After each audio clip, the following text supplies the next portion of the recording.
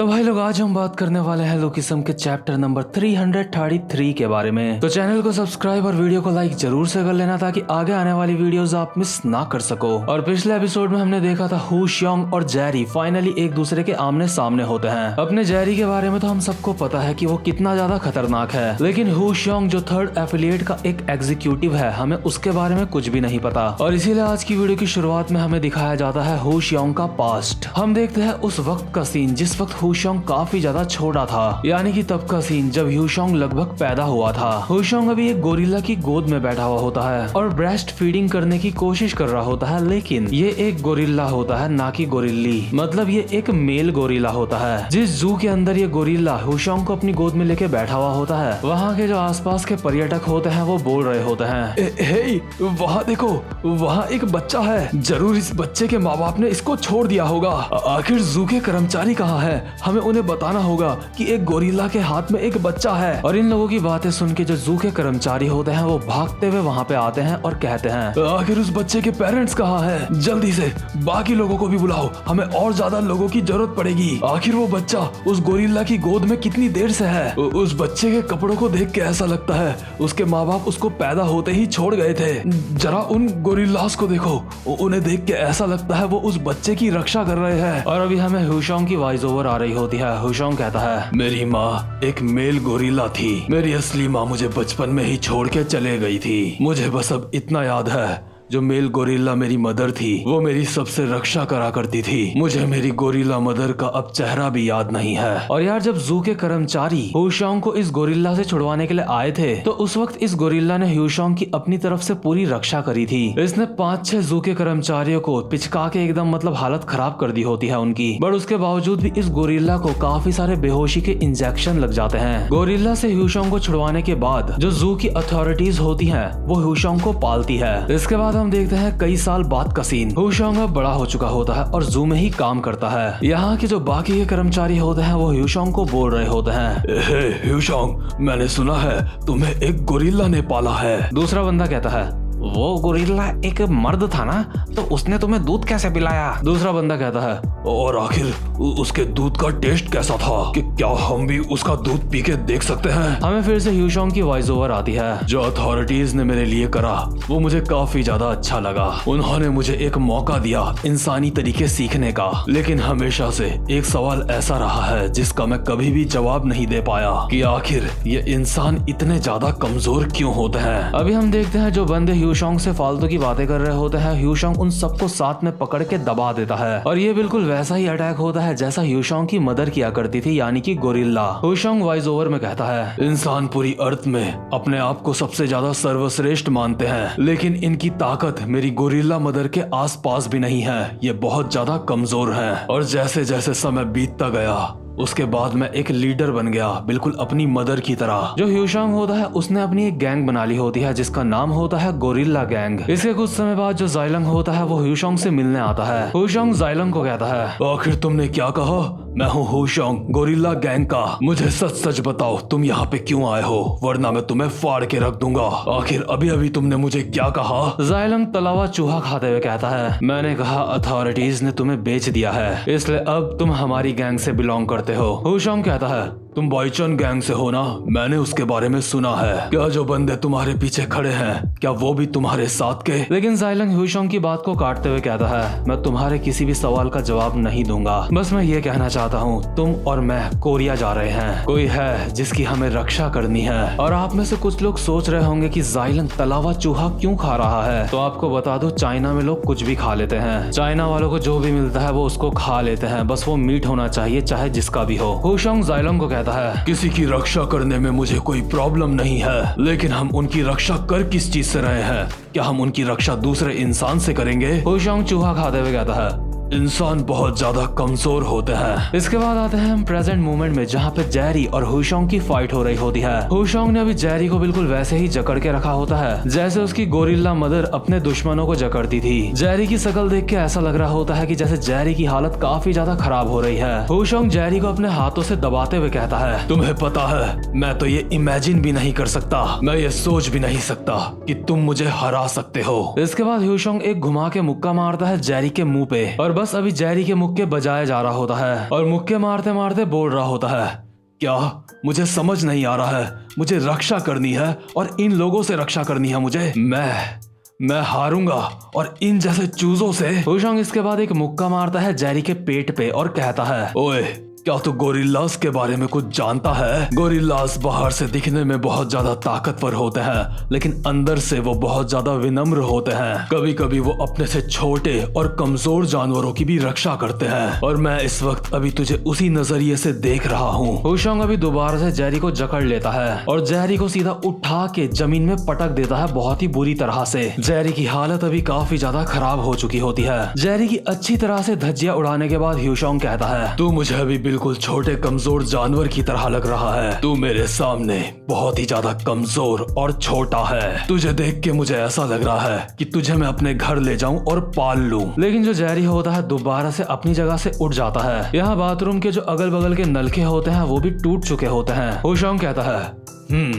लगता है मुझे पता चल गया तू हार क्यों नहीं मान रहा है। तू हार इसलिए नहीं मान रहा है क्योंकि इस वक्त तुझे तेरा बॉस देख रहा है ना? अभी हम देखते हैं जो जेक होता है काफी देर से यहीं पे खड़ा होकर इनकी फाइट देख रहा होता है। हुशोंग जेक को कहता है, तुम वहाँ पे लड़ाई की शुरुआत से ही खड़े हो, क्या तुम इन घुसपैठियों के बॉस हो? तुम तो वही हो ना जो क्लब में बाउंसर का काम करता है। तुम्हारा नाम क्या था? ये जिन किम ऐसा ही कुछ। मैंने बिल्कुल भी नहीं सोचा था तुम इन घुसपैठियों में से एक होंगे। जेक अपने मन में सोच रहा होता है, ये इंसान सच में काफी ज्यादा स्ट्रॉन्ग है। मुझे यकीन नहीं होता इसने जेरी की ऐसी हालत कर दी है। जैसा कि ओल्ड फेस ने कहा था, ये किसी गैंग के लीडर के ही जितना ताकतवर है। जेक अभी अपने ग्लव्स पहनता है और फाइट करने के लिए तैयार हो जाता है। जेक कहता है, जेरी मुझे माफ करना, मैं यहाँ पे तुम्हारी मदद के लिए नहीं था। तुम चिंता मत करो जेरी, तुम्हारे लिए इस बंदे से इसका बैच मैं ले लूंगा। जेक अभी अपने मन में सोच रहा होता है, मुझे पता होना चाहिए था जेरी अभी इतना ताकतवर नहीं है कि वो इस इंसान को हरा सके। लेकिन तभी जो जेरी होता है वो कहता है, प्लीज जेक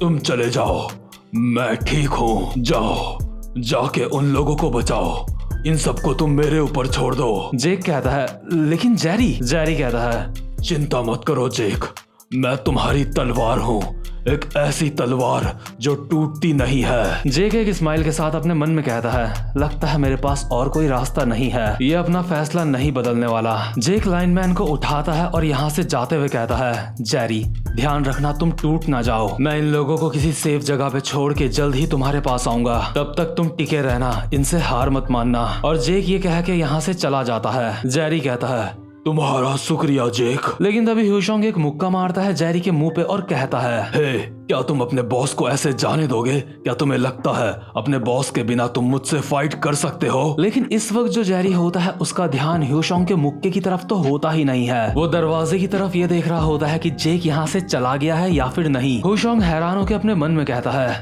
आखिर ये उस तरफ क्या देख रहा है? इसके बाद हुशोंग एक और मुक्का मारता है जेरी के मुंह पे, लेकिन जेरी अब भी दरवाजे की तरफ देखे जा रहा होता है। हुशोंग अपने मन में कहता है, अजीब, सच में बहुत ज्यादा अजीब, आखिर ये उस तरफ क्या देख रहा है? लेकिन अब फाइनली जो जेरी होता है उसकी नजर घूमती है हुशोंग की तरफ। जेरी कहता है, मुझे माफ करना, नंबर 2 होने के कारण मुझे अपनी जिम्मेदारियां निभानी थी। हुशोंग अपने मन में कहता है, आखिर ये बोलना क्या चाहता है? इसके बाद जेरी पलक झपकते ही हुशोंग को बिल्कुल ऐसे उठा लेता है जैसे हुशोंग किसी कुत्ते का पिल्ला होगा। जेरी कहता है, क्या तुम्हें पूरा यकीन है तुम मुझे हैंडल कर सकते हो जब मेरा पूरा ध्यान तुम्हारी तरफ है? क्या तुम्हें यकीन है कि तुम इसके लिए तैयार हो? हुशोंग कहता है, किसके लिए तैयार? जेरी एक मुक्का घुमाते हुए कहता है, अपनी तुड़वाने के लिए तैयार। जेरी एक घुमा के मुक्का मारता है हुशोंग के मुंह पे और कहता है, मैंने कहा क्या तू तैयार है? और यार ये जो मुक्का होता है ना, इससे हुशोंग गोली की रफ्तार से उड़ता हुआ जाता है और उसका सर सीधा बाथरूम की दीवार के अंदर घुस जाता है। और भाई लोग ये सिर्फ एक मुक्का ही काफी होता है हुशोंग को हराने के लिए। और अब तक जो हुशोंग अपने मन में बोल रहा होता है कि मैं इस इंसान से हारने के बारे में सोच भी नहीं सकता, अभी हुशोंग के ख्याल बदल जाते हैं। हुशोंग अपने मन में सोच रहा होता है, मैं इस इंसान को हराने के बारे में सोच भी नहीं सकता।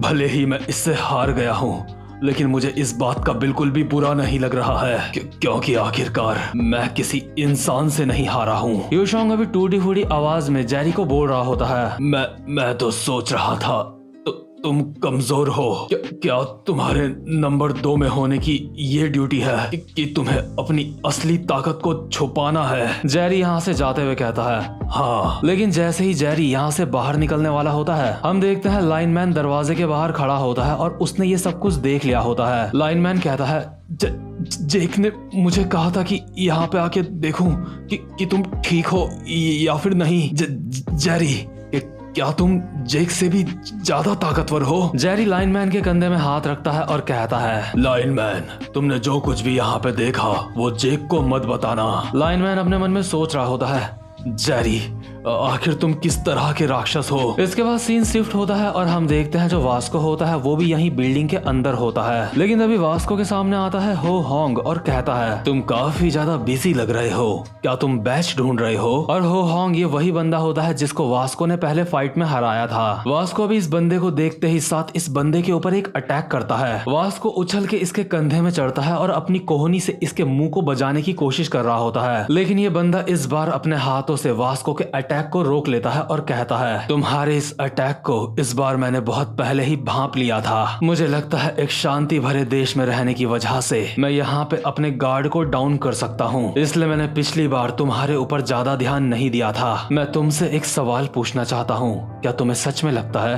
कि तुम इस बार भी मुझे हरा सकते हो? मुझे बता, क्या तुझे इस बार भी ऐसा लगता है तू मुझे हरा देगा? इस वक्त हो होंग काफी ज्यादा गुस्से में होता है वास्को को देख के, क्योंकि उसको अपने पिछली बार का भी बदला लेना होता है वास्को से। और वहीं दूसरी तरफ हम देखते हैं वीवी को, जिसको जाइलोंग ने पेंट हाउस में बंद कर दिया होता है। वीवी अंदर से चिल्ला के जाइलोंग को कहती है हे जाइलोंग, बाहर कुछ गड़बड़ चल रही है ना? आखिर कोई भी एग्जीक्यूटिव मेरे कॉल का जवाब क्यों नहीं दे रहा है? उनमें से कोई भी मेरी कॉल पिक नहीं कर रहा है। और हम देखते हैं जाइलोंग को, जो अभी किसी बंदे के साथ कॉल पे बात कर रहा होता है। जाइलोंग कहता है मैं सच में काफी ज्यादा हैरान हूँ, मैंने सोचा नहीं था तुम मुझे कॉल करोगे। जिस बंदे से जाइलोंग कॉल पे बात कर रहा होता है वो कहता है मैंने सुना थर्ड एफिलिएट अभी किसी दिक्कत में है। थर्ड एफिलिएट में कुछ घुसपैठिए घुस आए हैं, है ना? क्या होगा अगर तुम्हारा हाल भी फोर्थ एफिलिएट की तरह हो जाएगा? और वहीं जो वीवी होती है दरवाजा खटखटाते हुए बोल रही होती है जाइलोंग दरवाजा खोलो, नहीं तो मैं इसको तोड़ दूंगी। जाइलोंग अभी कॉल वाले बंदे को कहता है तू एक धोखेबाज है जिसने अपने ही मास्टर को धोखा दिया। तू खुद अब एक प्रेसिडेंट बन चुका है, लगता है तुझे इस बात की बहुत ज्यादा खुशी है। कॉल वाला बंदा कहता है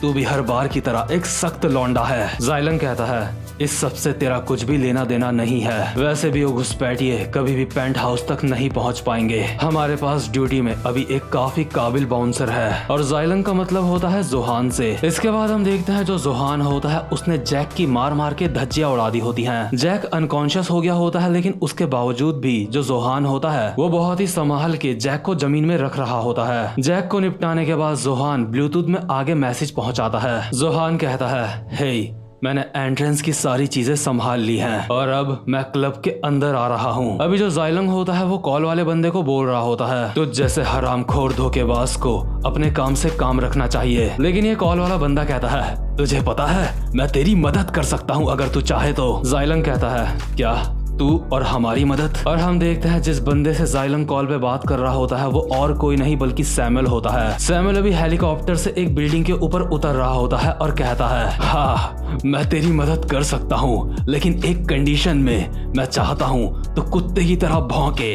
वाओ वाओ।